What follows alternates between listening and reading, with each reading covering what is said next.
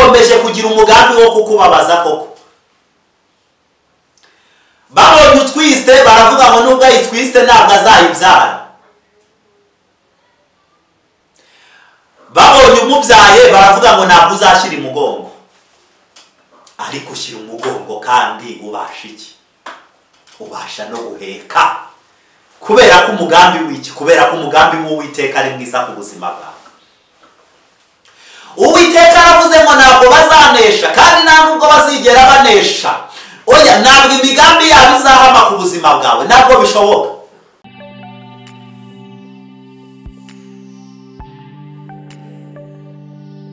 Bakundwa mu mwami, tubasuhuje mu izina rya Yesu Kristo. Imana ibaha umugisha. Tubahaye ikaze ku Butumwa Bwiza TV.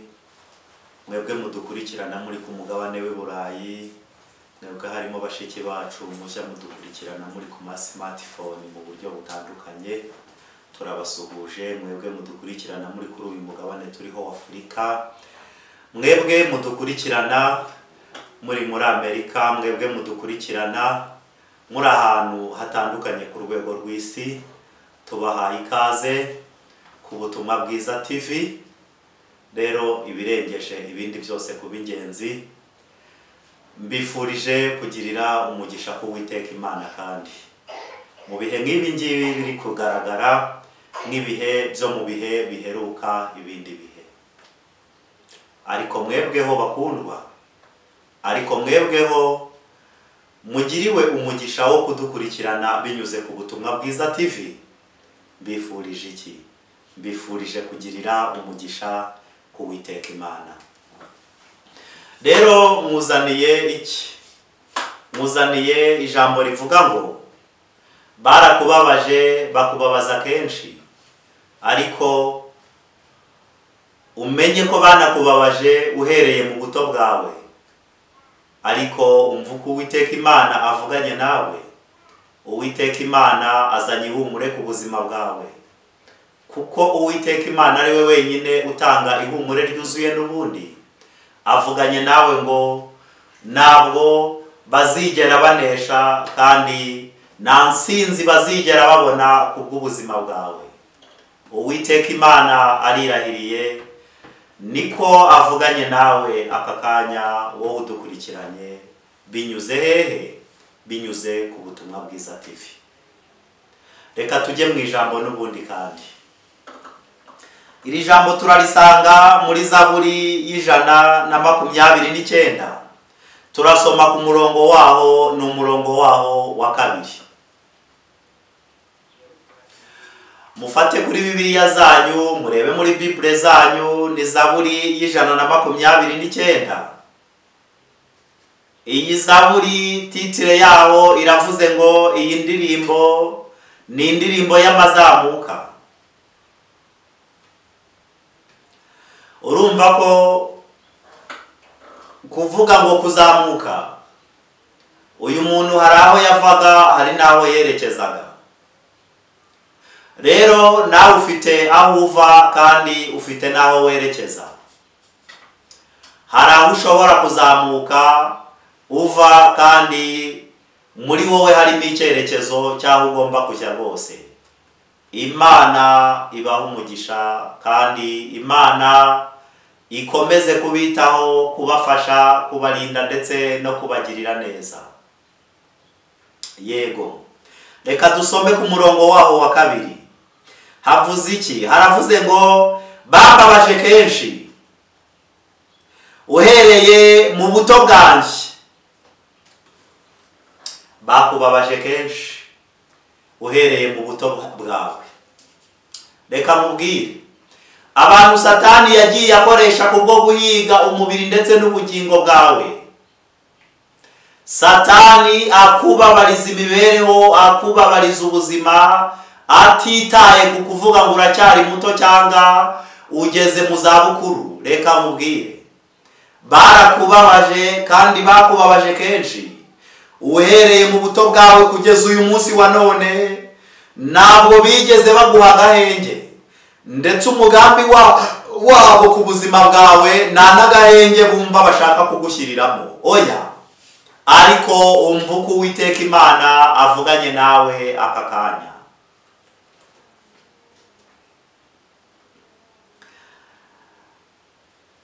Ariko ntabwo banesheje. Umva uko Uwiteka Imana avuganye nawe.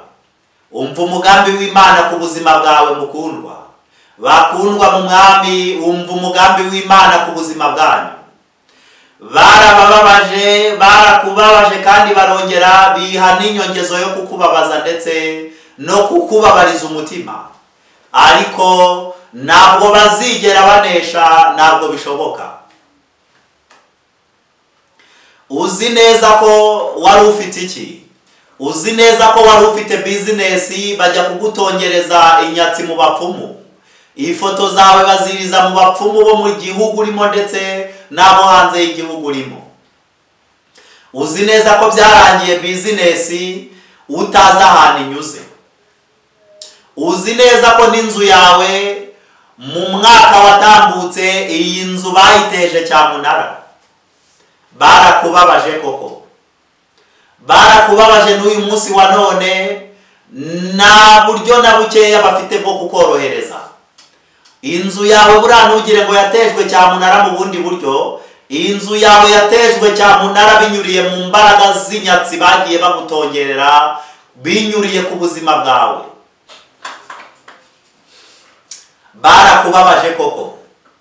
Barakubabaje uhereye mu buto bwawe, uhereye mu gihe mama wawe yaragutwise.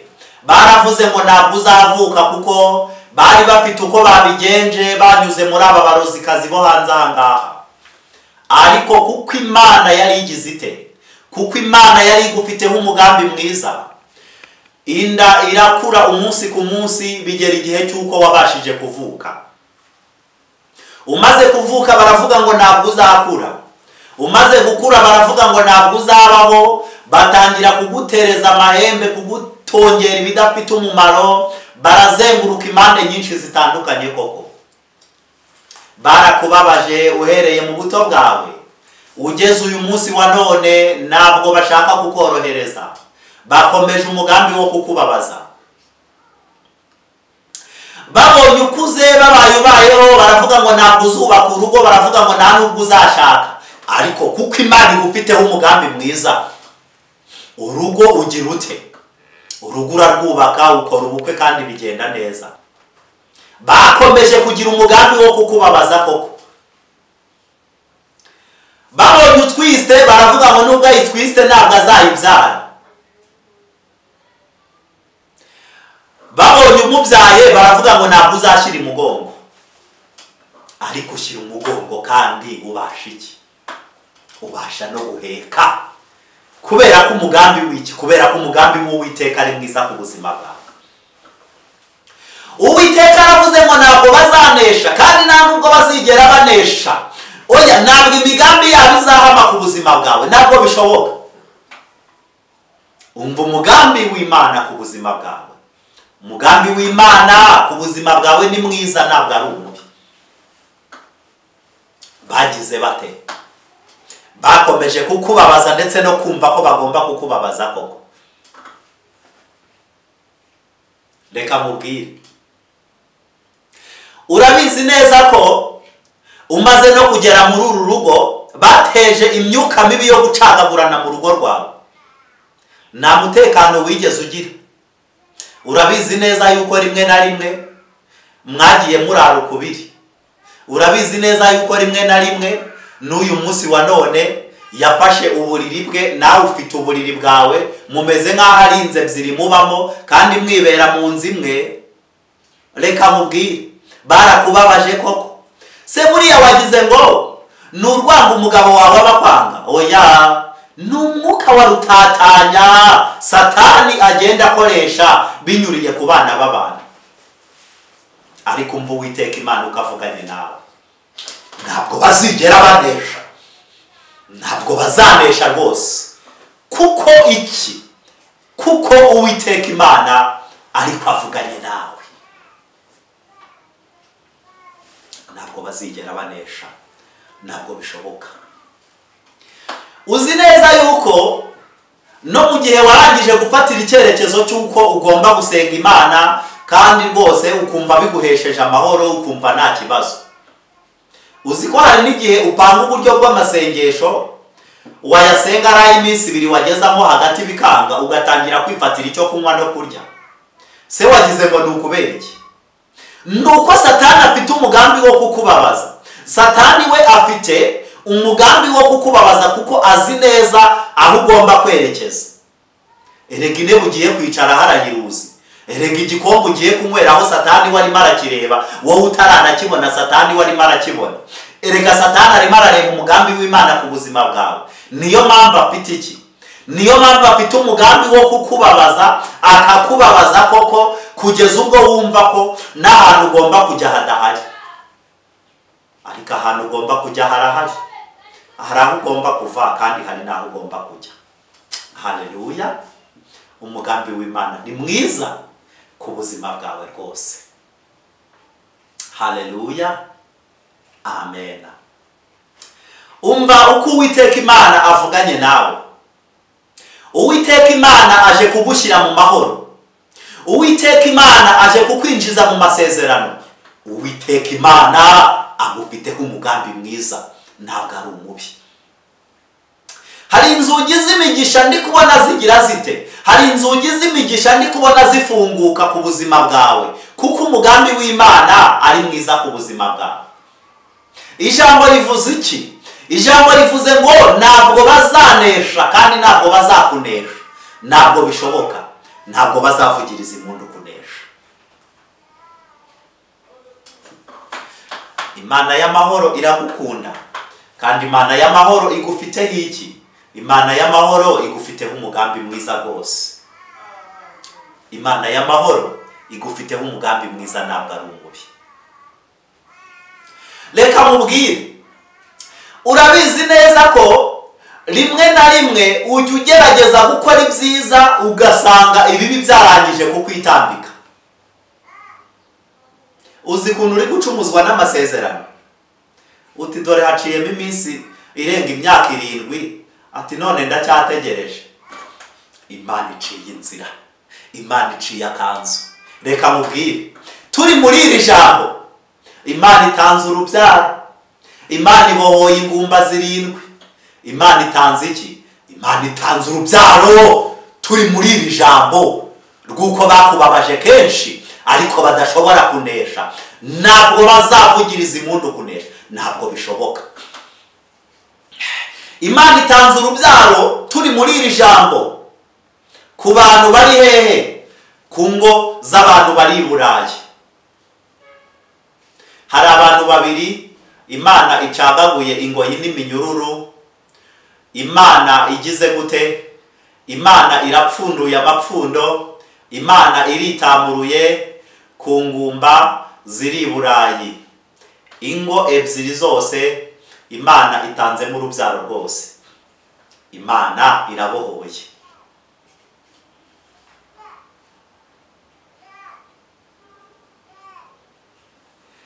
Imana itanze umwana w'umuhungu, Imana itanze umwana w'umukobwa muri izi ngo 2. Imana irabohoye, Imana y'amahoro. Turi muri iri jambo, muri iki gihugu cy'u Rwanda, Imana ibohoye iki? Ibohoyemo umubyeyi umwe. Imana itanze urubyaro. Imana irakubohoye rwose. Wari waragerageje, uretse ko muri iyi minsi usa naho uri kugenda ubizamo mu buryo bwo gusenga, urabizi neza ko wagiye unyura no mu bapfumu batandukanye, wiciriye inzira biri mu buryo butandukanye, ariko Imana iritamuruye. Imana ikwihereye urubyaro rwose. Imana hari ukuntu ibigenje. Imana igize ite? Itanze urubyaro. Imana itanze urubyaro hehe? Imana itanze urubyaro mu bantu bari hehe? Imana itanze urubyaro ku bantu bari muri Zambia. Imana irabohoye ingo zigera mu ngo 2. muri Zambia kandi Imana itanze urubyaro turi muri iri jambo. Nimba hari ikintu Imana ibohoye, Imana ibohoye ingumba, Imana itanze guheka kuri izi ngo. Imana irabohoye. Imana irabohoye hehe? Imana irabohoye kujya hehe? Kujya muri Kenya. Kugera muri Kenya Imana itanze urubyaro. Imana ibohoyeyo umubyeyi umwe turi muri iri jambo. Imana itanze urubyaro. Imana iguhaye guheka mama we. Warirwaniriye. Yewe n'umugabo yaragerageje. Uyu mugabo naho agerageje hanze birangira bidakunze. Uyu mugabo yaragerageje nako atagize. Ariko ntabwo byari bukunde. Imana y'amahoro ije kwiheshereza icyubahiro mu muryango wanyu. Imana itanze urubyaro turi muri iri jambo. Imana ibohoye umugandekazi. Imana itanze urubyaro kandi. Imana itanze umugisha wo kubyara ku ngo nyinshi turi muri iri jambo. Imana y'amahoro hari ukuntu ibigenje. Kuko batazavugiriza impundu kunesha, kuko ibendera ryabo ritazamurirwaho ubutsinzi binyuze ku buzima bwawe. Imana ifunguye business ku bantu bari baragize bate. Mwari mwarasubiye no mu ngo zanyu byaranze n'ibishoro mwararangije kubirya. Imana iciye inzira zo mu buryo bw'umwihariko. Imana itanze ibishoro akira biri ku rwego international ku isi. Imana igize ite? Ukuboko kwiza k'Uwiteka kubanye n'abantu benshi, kuko Imana iciye inzira zo kugira ngo mwinjire mu ma business. Imana ikizuruka. Wagize ngo Imana niba atambukije ku marembo ya barupinzi. Imana ibinjije mu masezerano yanyu 2013. Abantu benshi mwinjiye mu migisha yanyu rwose. Abantu benshi mwicaye mu ma business, ariko bwira utabonye n'abakiriya. Mwakira abakiriya. Kuko Imana igize gute? Kuko bababaje kenshi.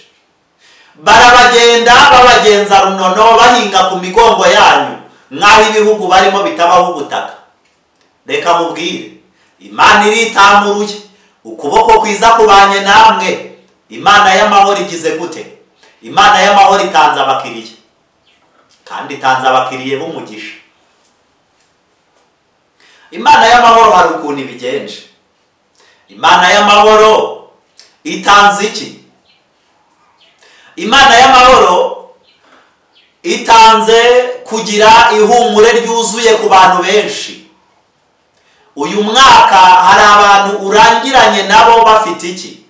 Bafite amashimwe ananutse, ariko Imana iremesheje ibifatika ku buzima bwanyu. Imana iremye amashimwe abyibushye ku buzima bwa benshi ku isi muri rusange. Kuri mwebwe mudukurikiranye binyuze hehe? Binyuze ku butumwa bwiza TV. Rero bakundwa kandi bakundwa mu mwami, murushirizeho kugira umwete wo kugira ibihe byo gusenga, murushirizeho kugira umwete wo kubana n'Imana, murushirizeho. Nimubwira ngo urushirizeho gusenga, vuba bidatinze urabona ukuboko k'Uwiteka Imana rwose. Vuba bidatinze igitangaza cy'Imana kirakoreka. Reka mubwire, bitarenze muri 2023 benshi mugiye kubona ukuboko kwiza k'Uwiteka. Se wagize ngo Imana ntigucira inzira wowe? Imana iciye inzira yo kugira ngo ujye kwishyura ziriya kereti.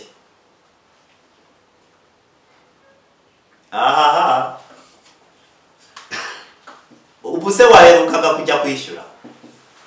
Imana iciye inzira, Imana iciye inzira humura kuri ziriya kereti. Imana iciye inzira ukuntu Imana y'amahoro ibigenje muri keredi rwose. Muri keredi igiye kuguhuza n'iki? Igiye kuguhuza no kubona ubwishyu vuba ahangaha bidatinze. Amadeni, hari n'abantu benshi mudukurikiranye ku Butumwa Bwiza TV. Mwari mugiye kurangiza iki? Kurangiza umwaka nabi. Hari abantu Imana iciriye inzira yo kwishyura amadeni. Hari abantu Imana igize ite? Hari abantu Imana iciriye inzira yo mu buryo bw'umwihariko. Hari n'abantu Imana igize ite? Hari n'abantu Imana ihaye amafaranga binyuze hehe? Hari abantu Imana ihaye amafaranga binyuze ku bintu mwari mwarashyize ku masoko. Ubu se amezi 3 ni yararangiye. Hari n'abo mwari mumaze amezi 6 mwarashyize ibintu byanyu ku masoko bitabona abaguzi. Ariko Imana iciye inzira. Imana iciye inzira. Ibintu byawe dore bigiye kubona umukiriya bitanyuze mu nzira zigoranye, kuko Imana iguhuje n'umukiriya rwose wo kuguha amafaranga. Imana iciye akanzu hari ukuntu Imana ibigenje.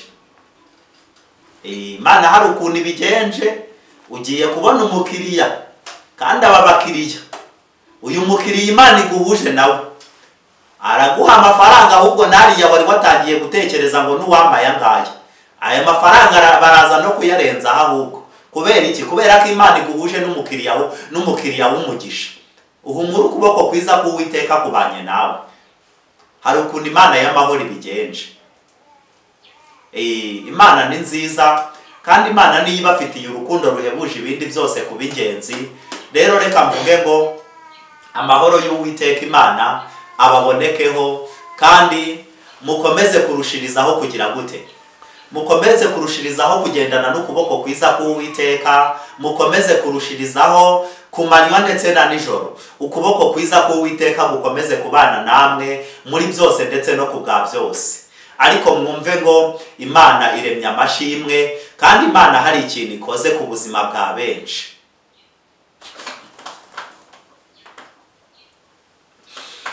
Imana y'amahoro itanze n'agakiza. Imana y'amahoro itanze n'agakiza. Imana y'amahoro itanze agakiza. Hari abagabo benshi Imana y'amahoro iciriye inzira zo kubona agakiza. Ndi kubona umwuka w'ukuri abajeho rwose. Imana y'amahoro hari ukuntu ibigenje. Ndi kubona abantu b'abamama mwari mwaragiye musabira agakiza abatware. Imana ihaye agakiza abatware benshi turi muri iri jambo. Imana hari ukuntu ibigenje. Imana y'amahoro itanze agakiza rwose. Umwuka w'ukuri aramanutse kuri aba bagabo.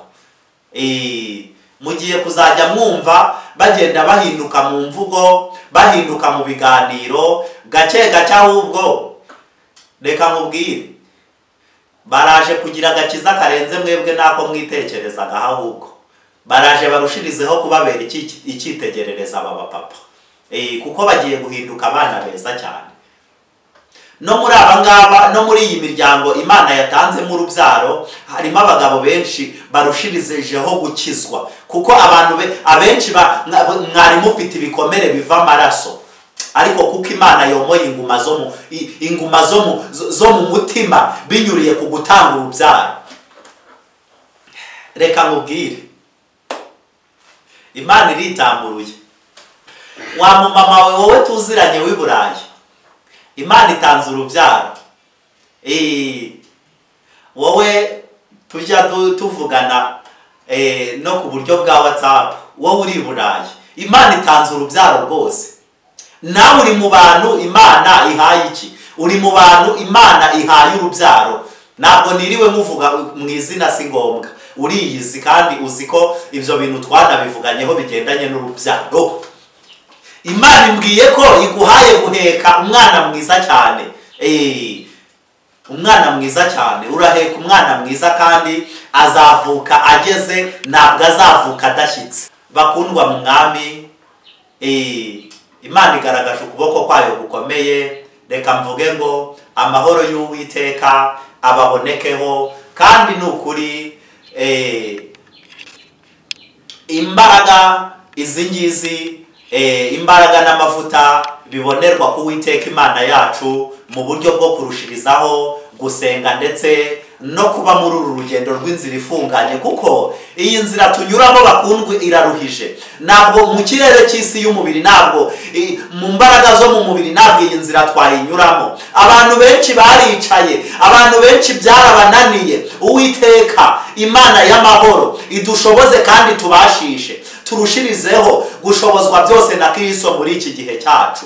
Mbifurije iki? Mbifurije gushobozwa byose na Kristo, urushirizaho kubabera umurengezi ndetse no kubabera umurokozi. Shalom shalom, mahoro y'Uwiteka abe kuri mwebwe rwose.